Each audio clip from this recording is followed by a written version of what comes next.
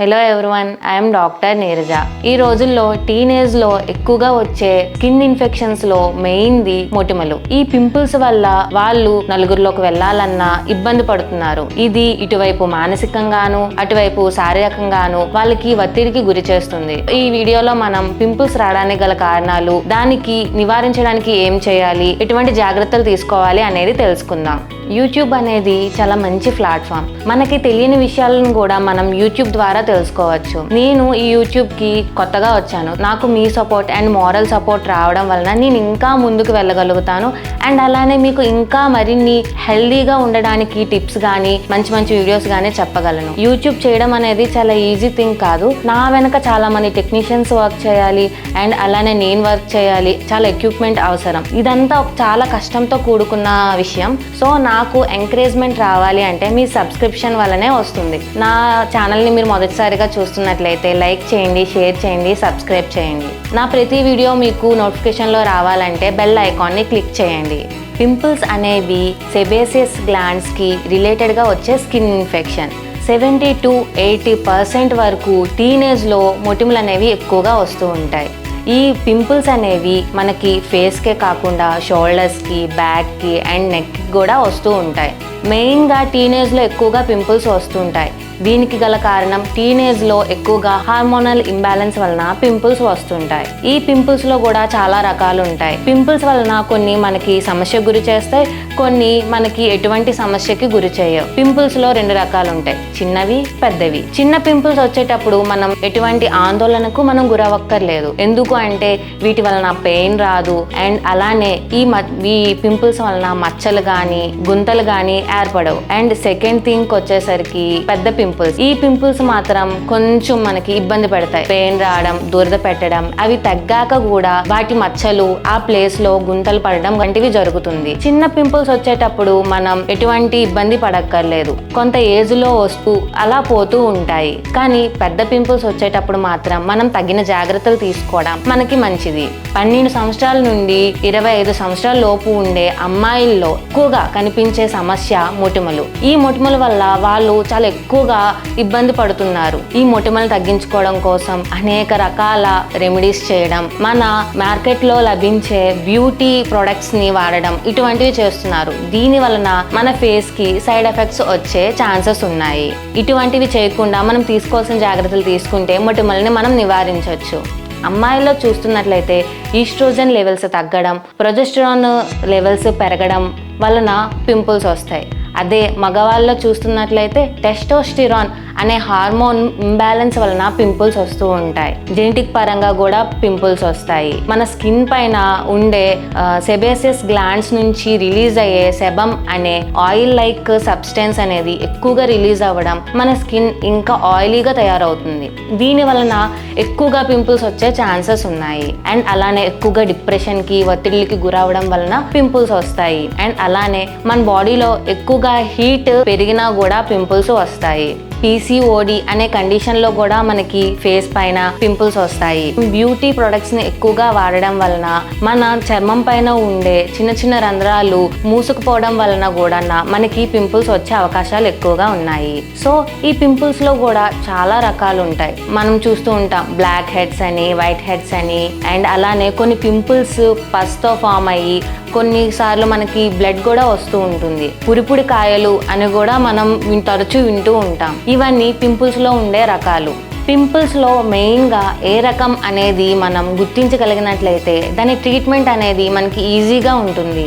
So ఇవి inflammatory పింపుల్సా లేదా non ఇన్ఫ్లమేటరీయా, అసలు ఇవి స్ప్రెడ్ అవుతాయా, స్ప్రెడ్ అవ్వవా అనేది మనం ఫైండ్ అవుట్ చేయగలిగితే దీనికి సొల్యూషన్ అనేది మనకి లభిస్తుంది.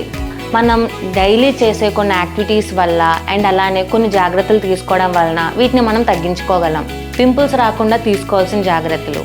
పింపుల్స్ రాగానే మనం చేయాల్సిన పని, ఆ పింపుల్ని మనం కొంతమంది గిచ్చడం, చిక్కి దాంట్లో ఉన్న పస్ని తీసేస్తూ ఉంటారు. ఇలా చేయడం వలన అది ఇంకా మచ్చగా మారిపోవడం అనేది జరుగుతుంది. పింపుల్స్ వచ్చేటప్పుడు మనం మెయిన్గా గుర్తించాల్సింది మన స్కిన్ ఆయిలీగా ఉందా లేకపోతే ఏంటి అనేది మనం ఫైండ్ అవుట్ చేయాలి. ఒకవేళ ఆయిల్ స్కిన్ ఉన్న వాళ్ళు అయితే తరచూ ఫేస్ వాష్ చేసుకోవడం మంచిది. నార్మల్గా ఉండే వాళ్ళు పింపుల్స్ రాకుండా అయితే రోజుకి ఒక 3 times ఫేస్ వాష్ చేసుకుంటే సరిపోయిద్ది. కానీ ఆయిల్ స్కిన్ వాళ్ళు మాత్రం రోజు గోరువెచ్చని నీళ్ళతో 3 to 5 టైమ్స్ వరకు ఫేస్ వాష్ చేసుకోవచ్చు. అది కూడా మనం సోప్ ని ఎక్కువగా యూజ్ చేయకూడదు, ఫేస్ వాష్ ని యూజ్ చేయడం మంచిది. కొంతమంది ఎక్కువగా మేకప్ యూజ్ చేస్తారు. మేకప్ యూజ్ చేసి నైట్ పడుకునేటప్పుడు కూడా మేకప్ తీయకుండా పడుకుంటారు. సో దీని వలన కూడా పింపుల్స్ వచ్చే ఛాన్సెస్ ఉన్నాయి. ఎవరైనా మేకప్ యూజ్ చేసినా పడుకునే ముందు క్లీన్ చేసుకొని పడుకోవడం మంచిది. అండ్ అలానే ఎక్కువగా విటమిన్స్ ఉన్న ఫుడ్ తీసుకోవడం మంచిది. మన స్కిన్ హెల్దీగా ఉంటే ఇటువంటివి రాకుండా ఉంటాయి. Vitamin A and vitamin C ఎక్కువగా ఉండే ఫ్రూట్స్ కానీ ఫుడ్ కానీ మనం తినడం వలన మన స్కిన్ కి చాలా మంచిది. స్టాక్ చేసి ఎక్కువగా ఉంచిన ఫుడ్ ని మనం తినకూడదు. ఫ్రెష్ గా ఉండే లీఫీ వెజిటేబుల్స్ కానీ ఫ్రూట్స్ కానీ తినడం మంచిది. కొంతమంది పిల్లోస్ కవర్స్ ని చేంజ్ చేయకుండా వాడుతూ ఉంటారు. సో దీనివల్ల కూడా పింపుల్స్ వచ్చే ఛాన్సెస్ ఉన్నాయి. పిల్లో కవర్స్ ని 2 to 3 days కైనా తరచూ మనం చేంజ్ చేసుకోవడం మంచిది. డాండ్రఫ్ ఎక్కువగా ఉండే వాళ్ళకి కూడా పింపుల్స్ వచ్చే ఛాన్సెస్ ఉన్నాయి. సో మనం డాండ్రఫ్ లేకుండా మన హెయిర్ ని హెల్దీగా ఉంచుకోవాలి.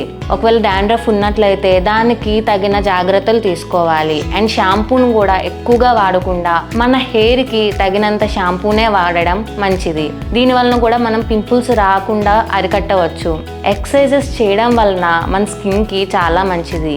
దీని వలన చాలా వరకు మన బాడీలో ఉండే టాక్సిన్స్ అన్ని చెమట ద్వారా బయటకు వెళ్ళిపోతాయి. దీని వలన మనకి పింపుల్స్ వచ్చే అవకాశాలు చాలా తక్కువ. అలా అని మనం ఎక్కువగా ఎక్సర్సైజెస్ చేయడం వలన ఎక్కువగా మనకి స్వెట్ రావడం వల్ల పింపుల్స్ మళ్ళీ వస్తాయి.